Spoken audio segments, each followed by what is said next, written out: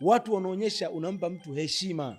Ni sisi tu ndio ambao waka tunaeneza hizi mentality za ajabu kwamba ukibusu miguu ya mtu unaonyesha si unamsujudia.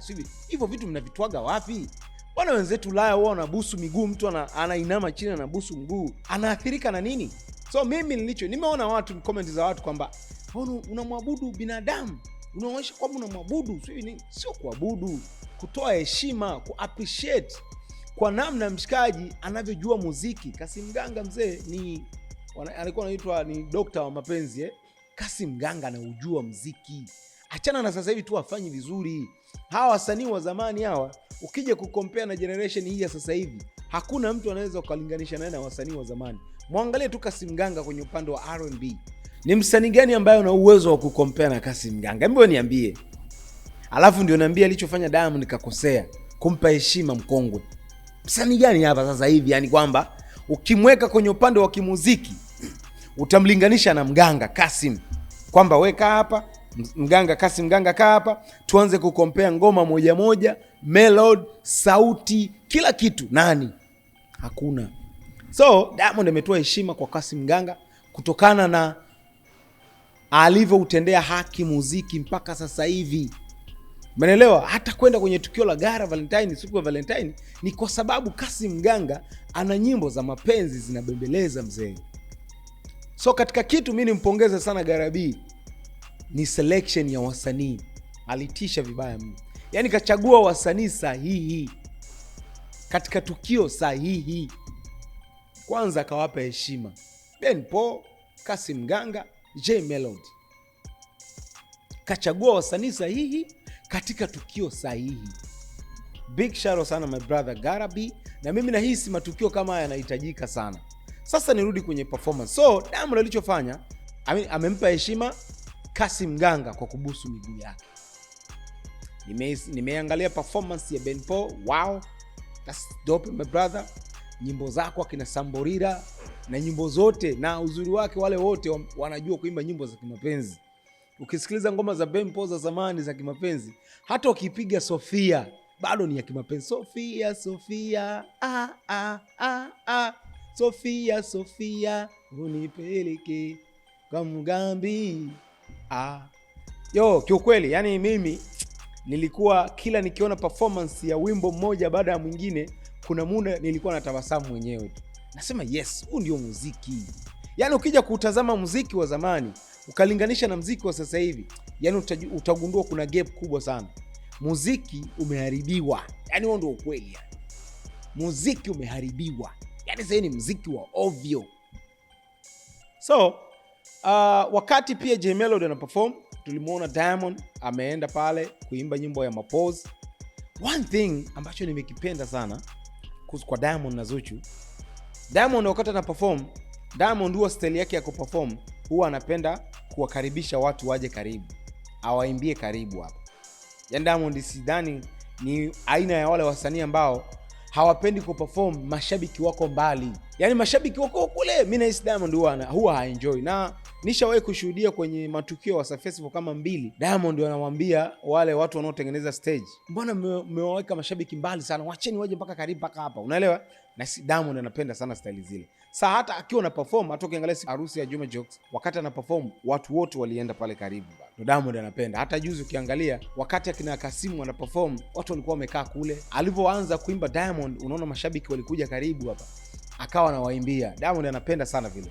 Sasa wakati ana perform Diamond alienda kuimba ngoma ya Mapose. Kuna watu baadhi, kuna mama moja nilimuona, kuna mzee moja nilimuona, walikuwa na watunza, walimtunza sana Diamond, wakamtunza Zuchu. One thing nimekipenda ni namna Diamond alivyochukua zile hela. Kwanza alianza Zuchu akachukua zile hela akampa J Melody kwa sababu ilikuwa ni performance ya J Melody. Then baada ya Zuchu, Diamond akaimba na hivi vihela na nini na akamwambia J Melody, hela zako bwana hizi hapa, akaziweka pale kwenye stage. Nimependa sana kiukweli. Yani kwanza sio show yangu, show ni ya kwako. Mimi nimekuja kukupa support. Hizi hela wewe ndio uko kwenye show, una deserve wewe kuchukua hizi hela, hata kama zingekuwa ni nyingi kiasi gani. Show haikuwa ya Diamond, show ilikuwa ya J Melody, na watu walienda kutunza. Of course Diamond alikuwa anaimba, lakini alikuwa anaimba verse kwenye ngoma ya Mapose. ameonyesha kwanza heshima, ameonyesha utu na ubinadamu kwa Jay kwamba bwana, mimi hizi hela sio za kwangu, hizi hela za Jay. Jay, shika mkonja wako, endelea na performance yako. So moja ya tukio ambalo kiukweli limevutia watu, ile kitendo cha Diamond kutunzwa hela, Zuchu ametunzwa hela, then wakazichukua zile hela wakamkabidhi Jay Melody. Nataka nizungumzie jambo moja hivi la msingi sana, na taunganishia na tukio la jana la Diamond kwenda kuwasaidia wale kina mama, watu ambao hawajiwezi, yani hawana uwezo. Labda kitu ambacho nimekuja kugundua mpaka sasa hivi ni kwamba Diamond bado ana ushawishi mkubwa mno. Yule mshikaji ushawishi wake bado mkubwa sana Afrika Mashariki. Tazungumza vyote, juzi niliongea kuhusiana na Davido kuwa na ushawishi. Sawa, Davido atakuwa na ushawishi Afrika, inawezekana kamzidi Diamond, lakini ukija Afrika Mashariki hakuna msanii, hakuna mtu maarufu ana ushawishi kama Diamond. Kubali tukatae. Mimi niliwahi kuingiwaga na doubt moja, kwanza baada ya ile kauli ya Diamond ya watufanyeni kazi. Unaelewa ile kauli, unikumbuka Then ya ile mambo ya uchaguzi, maandamano na nini na nini, mashabiki waliwakataa wasanii. Hata ile ya issue fanyeni kazi, mashabiki walimkataga Diamond yani ilikuwa uwezi kukuta page imempost Diamond watu wakampongeza, watu watamtukana sana. Na baadhi ya matukio ambayo mimi sisemi wewe, nasema mimi niliamini haya matukio haya yanayotokea, mshikaji atapunguza influence, ushawishi mitandaoni na hata kawaida. Lakini kuja kugundua kitu, nimeanda na ile slogan ya no bad publicity for celebrity. The more anavyotukanwa ndivyo umaarufu wake ndivyo fanbase yake inavyoongezeka. Diamond bado ana ushawishi mkubwa mno. Kwanza nianzie kwenye matukio haya ambayo yanatokea, haya matukio yanayofanyika haya. Kwa mfano tukio la hili gari Valentine, watu wengi walikuwa hawajui kama kuna tukio liko. Wachache walikuwa wanafahamu kwamba kuna tukio la hili la Garabii la Valentine, na wale ambao walikuwa wanajua walikuwa hawaamini kama linaweza likawa tukio kubwa. Walikuwa wanaamini labda ni tukio watu wa Valentine tu wataenda, Benpo ataenda ataperform, Jay Melody ataperform, Kasim ataperform. Lakini baada ya kufika Diamond, story ilibadilika. Story was changed total. Kwanza vikaanza kutembea vipande mitandaoni vina trend, Diamond na Zuchu wamefika. Kwanza lilianzia tu kumpa Zuchu ile mkoba wa milioni ngapi, 21. Umeelewa? Ikaanza kutrend. Performance na matukio yaliyofanyika kule yakatrendisha lile tukio. Lile ni moja ya tukio ambalo mimi nalitumia kama mfano, na baadhi ya sehemu zingine ambazo ukimuona Diamond kakanyaga sehemu, hiyo tukio litatrend tu. Ukiondoa ile la Gara Valentine jana ambalo ndio story ya town sasa hivi, utaenda kwenye tukio la harusi ya Juma Jux hapa Bongo. Before ya kuja Diamond, nilikuwepo pale. Ilikuwa yani kawaida. Unajua zile alipofika Diamond akaongea yale maneno, akaperform, story ilibadilika. Kwanza na Zuchu walikuwa wamekaa mbalimbali. Zuchu kakaa kule, Diamond kakaa kule. Kwanza ilianzia story pale. Umeshaelewa? Achana na la Bongo. Nenda tukio la Nigeria, la harusi ya Juma Jux Nigeria, Diamond kugawa hela, Diamond tu akafanya hiki. Achana na hilo, njoo tukio la Juma Jux show yake ya Nigeria. Hii ya juzi mwaka huu, mwishoni mwa mwaka 2000 mwezi wa 12. Nilivyo trendi kwa sababu Diamond kafika pale. Achana na hilo, nenda show zake za Uingereza, Sama Jamna wapi. Mshikaji alitrendisha.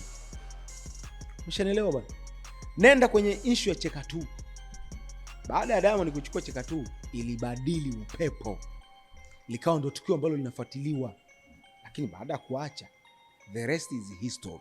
So narudi kwenye pointi yangu, mshikaji ushawishi wake mitandaoni. Naongea hivi kwa sababu gani? Wasanii wengi wametoa nyimbo sana hapa. Sana. Wasanii wengi wametoa nyimbo. This is a special. Hii ni recap special bro. Hot on the fader. Wasanii wengi wametoa nyimbo sana. Lakini Diamond katoa na Tulizana. Wewe ni shahidi, pita mitandaoni, niambie msanii gani akitoa ngoma mashabiki huwa wanashare wimbo na kutumia kwenye challenge kama Diamond? Wewe niambie tu. Nani? Ukipita kwa TikToker, influencers, content creators, dancers, wote wanaotumia ule wimbo kwenye challenge zao. Challenge za kimapenzi zilizofanywa baada ya wimbo na Tulizana kutoka. Kwani wasanii wangapi wametoa nyimbo za mapenzi? Msanii gani kafanywa challenge kama yeye? Hiyo inakuonyesha ushawishi wa msanii. Mshikaji ana ushawishi mkubwa mno sana. Umeelewa? So kuna vitu ambavyo mimi niliviona nikasema, hiki ushawishi wa mshikaji utapungua. Hiki kitapunguza influence ya mwana, lakini wapi? Ndio kwanza ushawishi wake unaongezeka maradufu mtandaoni. Ukiachana na hiyo issue, jana wakati watu wamesherehekea Valentine imefanyika, watu wakapeana zawadi, watu wakafanya hiki na kile kwenye masuala ya kupeana zawadi kama watu na wapenzi zao, unanielewa? Jioni, mida fulani ya jioni mchana hivi, ikaonekana Diamond anapeleka zawadi kwenda kuwapa watu ambao wanahangaika mtaani, unajua, wanapambana na maisha yao, watu wasiojiweza, unanielewa? Kina mama.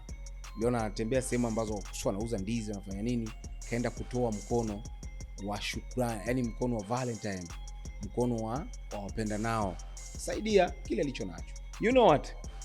Nini ambacho mimi nimeki calculate? Diamond baada ile issue na watu, ile issue sio aliwaambia fanyeni kazi, watu wakawa wanamwataki sana Diamond.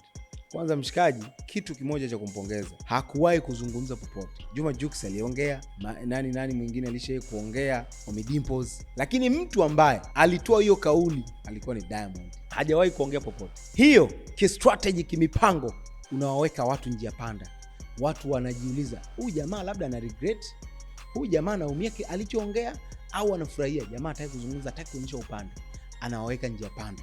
Baada ya kuweka njia panda, anakuja na hii issue ya kusaidia watu. Unajua tafasiri yake nini? Anateka mioyo. Yani mnamuonea huruma. Yani kwanza mnampongeza namna anavyogusa maisha ya watu. 23 kaondoka nazo. Yani kama kuna watu walikuwa bado wana vinyongo, tayari watabaki wachache. Asilimia kubwa ushamona, jamaa ana roho nzuri kinoma. Unajua why was recorded? Unajua kwa nini ilirekodiwa? Hiyo ni mipango. Kwanza namna ya kuteka jamii. Yani namna ya watu kuona jamaa lina roho nzuri, jamaa anasaidia na hela alivyoziweka kwenye vile vinini, alafu ameenda kusaidia watu wasiojiweza. Hiyo ni pointi 3 muhimu sana Diamond kuondoka nazo. Yani mpaka hapo ameshateka mioyo ya watu baada ya kuwasaidia watu wenye matatizo. Hata kama kwa sababu katumia social media, na ndio maana was recorded, kwa sababu hata kama wewe ulikuwa bado na kile kinyongo, tayari unamuona huyu jamaa ni mtu wa watu, anapenda kusaidia watu. Umeshaelewa? So tayari kwenye ile alama ambazo ulimpunguzia nyota wakati labda aliwaambia watu fanyeni kazi na nini, ukawa unamchukia, tayari kuna nafsi yako asilimia kadhaa ameiteka. Amekwambia wewe, mimi ni binadamu, mimi ni mtu wa watu, ndio maana nagusa maisha ya watu. Mimi siamini kama Diamond wao watu wanawasaidia peke yao. Mimi naamini anasaidia watu wengi sana, lakini huwa na rekodi. Hicho ndo kitu ambacho anatakiwa mpongeze Biggie.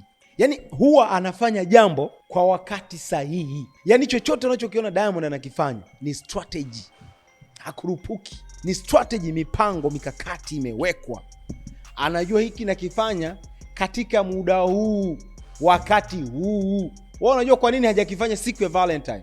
Watu walikuwa busy, wako mitandaoni. Watu walikuwa busy wanahangaika na wapenzi wao. Kaja kukifanya kesho yake ya Valentine. So yule mshikaji hakunaga kitu anakifanya kwa bahati mbaya. Kila anachokifanya ni strategy imewekwa, mipango, mikakati imewekwa. Mimi bado naendelea kumuona kama mshikaji ambaye ataendelea kudominate sana kwenye hili game. Kwanza amekuja kuwafundisha kwamba nyie si mnawasaidia wapenzi wenu kwa sababu ni Valentine. Mnaamini Valentine kwa ajili ya wapenzi. Mwanamke anamsaidia mwanaume, labda anamzawadia mwanaume, mwanaume anamsaidia mwanamke. Yeye anakuja kukwambia Valentine sio tu kwa sababu ya mapenzi. Valentine kwa kila mtu. Kwa tayari katika mtu ambaye kaisherehekea na jamii naona kwa namna ya tofauti ni Diamond. Kwa sababu yeye zawadi yake hajaenda kumpa mpenzi wake Zuchu. Ameenda kuwapa watu ambao hawajawahi hata kuenjoy Valentine. So tayari katika max 3 kwa wasanii wenzake. Yeye kaondoka na max zake. Mimi katika tukio ambalo nimeliona na limeenda vizuri kwa wakati sahihi ni lile tukio. Na ndio maana hata ngoma yake ya Valentine inatulizana ameitoa wakati gani? Kwa nini ile ngoma inafanya vizuri sana? Kwa sababu amejua muda mwafaka, ameachia nyimbo katika muda mwafaka. Hiyo ngoma hata kama haijawa hit song, lakini ile ngoma imegusa sehemu kubwa sana. So kiukweli Diamond ataendelea kuona ushawishi sana. Kwa namna tu hata strategy zake, mipango yake ya kimuziki, unaona mara kinachotrendisha nyimbo, mara si watu wanasema amekopi, mara nini, lakini ngoma limeondoka. Lakini ukiangalia strategy zake kuja kulinganisha na wasanii wengine, inakupa picha bado jamaa ataendelea kuona ushawishi mkubwa mno, na ndio msanii mwenye ushawishi mkubwa sana.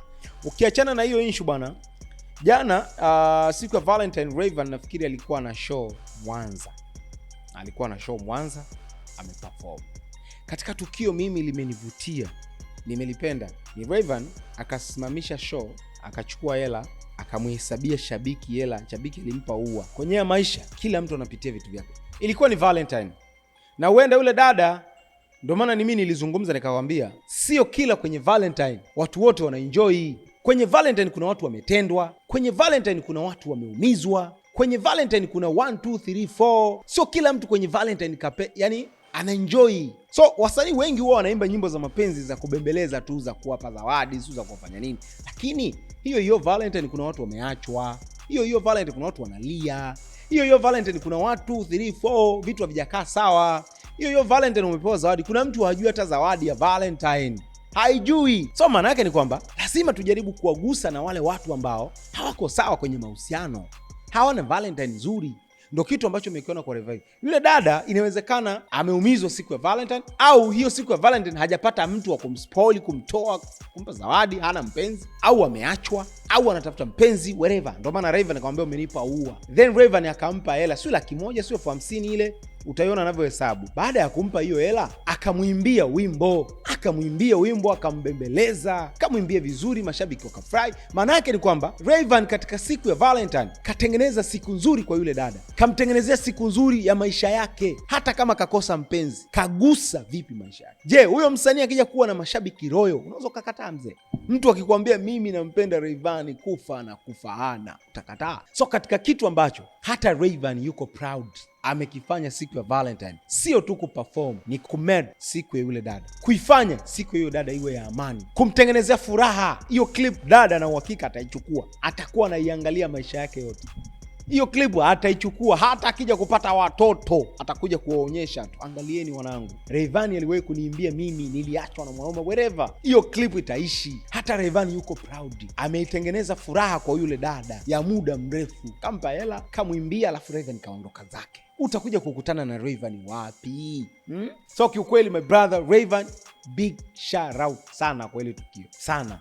Ukiachana na issue ya Rayvanny, weekend hii kwenye Valentine, Nandy amenunua G-Wagon Mercedes Benz, imeandikwa 2025 2026. Nandy amesema amenunua milioni 800. Samsago aliandika Nandy amwaga milioni 600 zawadi Valentine Day, Mercedes AMG G63 ya mwaka 2025 2026. Nandy akaja akakomenti akasema, Samu tuafadhali milioni 800 bila ushuru. Embu Google Google bana. Umeelewa? Nandy akasema kwamba hiyo gari kainunua milioni 800 bila ushuru. $400,000 au tuseme $300,000 na kwa tafsiri ya Nandy. Mimi sitaki kuzungumza Nandy kaongea uongo au hajaongea uongo. Hivi vitu vimeandikwa mitandaoni, gharama, umeshaelewa? Hii ni gari ya thamani sana. Ingawa Nandy ameweka wazi bado hajachagua rangi ni ipi, lakini ukienda kusoma comment, mashabiki wanakataa. Wanakuambia sio kweli. Hiyo gari sio milioni 800. Hiyo gari ni used. Hiyo gari 1 2 3 4 second hand. Hiyo gari sio, wengine wanaenda mbali wanasema sio gharama yake. Wengi wanasema hiyo gari sio, yani hiyo gari G-Wagon G63 Mercedes Benz 2025-26 sio thamani ya Nandy aliyoiweka. Sasa mimi ninavyofahamu na ninavyojua, hii Mercedes Benz ni kama $200,000, $100,000 na mpaka $200,000. Ukienda ku convert hapo utapata bei yake. Sasa mimi nataka niwaulize nyinyi, je, hii gari ya G-Wagon kama kweli ni 2025 ni inafika milioni 800 bila ushuru? Na ukileta na ushuru ni shingapi? Wanasemaga ushuru wa hizi gari ni nusu ya gharama ya kununua. Kwa tuseme ushuru labda milioni 400. Kama ushuru ni milioni 400, ina maana ina bilioni 1.2. G-Wagon inaweza kafika 1.2 billion. Sidhani.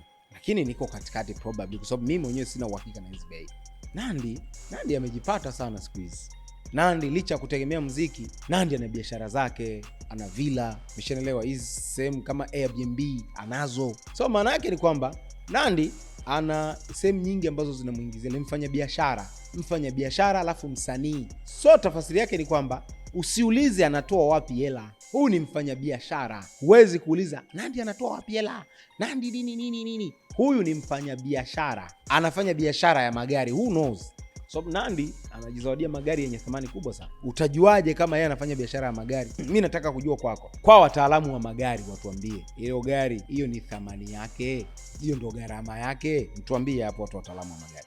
Ukiachana issue nani bwana, ngoma ya Nasinzia tu ya Mario na Nameless, nizungumze jambo moja. Nimependa namna Mario anavyofanya promo ya huu wimbo sana. Kila mtu ana namna yake ya kufanya promotion ya wimbo wake. Moja ya wasanii ambao wamekuwa wako active sana ni Mario. Katika wasanii wanaojitahidi kwenye promotion, sitaki kusema fulani na fulani, ila Mario mweke. Utamweka nafasi ngapi utajua? Utaja wasanii 5 wanaojua kufanya promotion, Mario simuongoza. Ukitaja wasanii 3 wanaojua kufanya promotion, Mario simuongoza. Yaani Mario inawezekana yuko top 3 au top 2 ya wasanii wanaojua kufanya promotion ya nyimbo. Ndio maana Mario ngoma zake sasa hivi zinakuwa kubwa. Inawezekana hii jawa kubwa sana, lakini niamini mimi Mario akitoa ngoma itakuwa kubwa. Kwa sababu anajua kuinvest kwenye promotion. Anajua njia gani za kupita kwenye kufanya promo.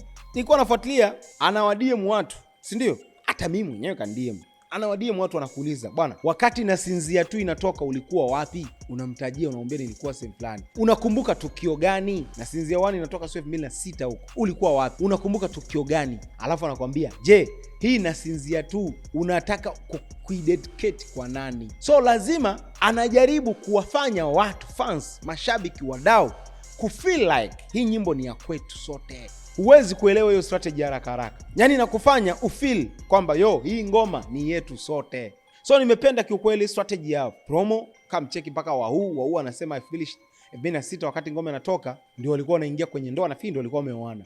So just angalia namna anavyofanya promotion. Mimi nimependa kiukweli, na mimi nimpongeze tu Mario kwa namna anavyofanya strategy zake za kimuziki. Hataki kupoteza ngoma yoyote. Yaani Mario anachofanya, kila ngoma anayoitoa hataki kupoteza. Kupoteza ni kwamba ngoma iflop. Yaani Mario hataki ngoma yoyote inayopitia kwenye mkono wake. Na ndio maana anajaribu kupambana kwa kila namna akitoa ngoma aweze kuwini kwenye upande wa promotion. Yaani kiukweli tuzungumze tukatae, amejitahidi kwa namna yake, na big shout sana Mario. Tunaamini kuna goma lingine linakuja la Mario. Hanston bwana ametoa ngoma ya Siyawezi. Huwa anazungumza, mimi napenda sana watu wanaokuja na aina tofauti ya nyimbo. Tofauti kabisa. Na huu ni mwezi wa Valentine. Lakini yeye ameangalia baada ya Valentine yake kufika, amegundua kabisa mapenzi hayawezi. Ndio maana akasema siyawezi mapenzi.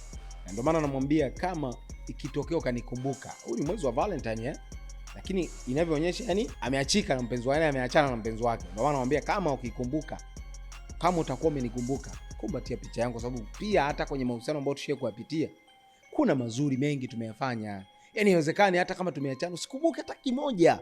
Ndio anachotuambia Hanston. Hata kimoja usikumbuke sio kweli. Hata kama ukitokea umenikumbuka, basi kumbatia picha yangu, sababu kuna mengi nimeyafanya. Mimi nizungumze jambo moja. Mimi najisikia vibaya sana ninapoona talent kama hizi zinashindwa kufanya vizuri. Mimi simjui sana kiundani sana Hanston.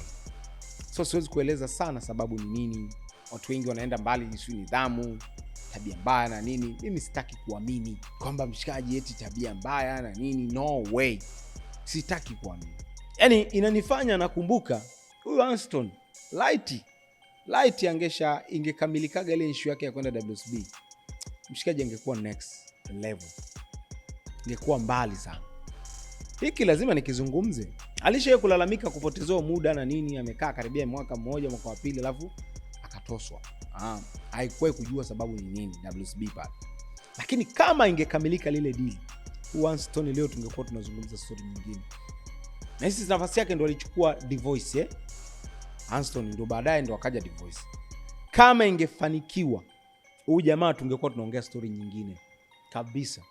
Mimi nimejaribu kuangalia nyimbo zake, yuko na standard, mwandishi mzuri mbaya mno. Mfano ukitaka kumuenjoy Hanston, angalia nyimbo ya Chibonge, angalia nyimbo ya Yokote. Hizo ni miongoni mwa ngoma 2 ambazo maisha yote ameshaweka alama. Yaani ameshaweka alama kwenye muziki. Ukitaja tu Yokote, utamtaja Hanston. Ukiweka tu Chibonge, Hanston.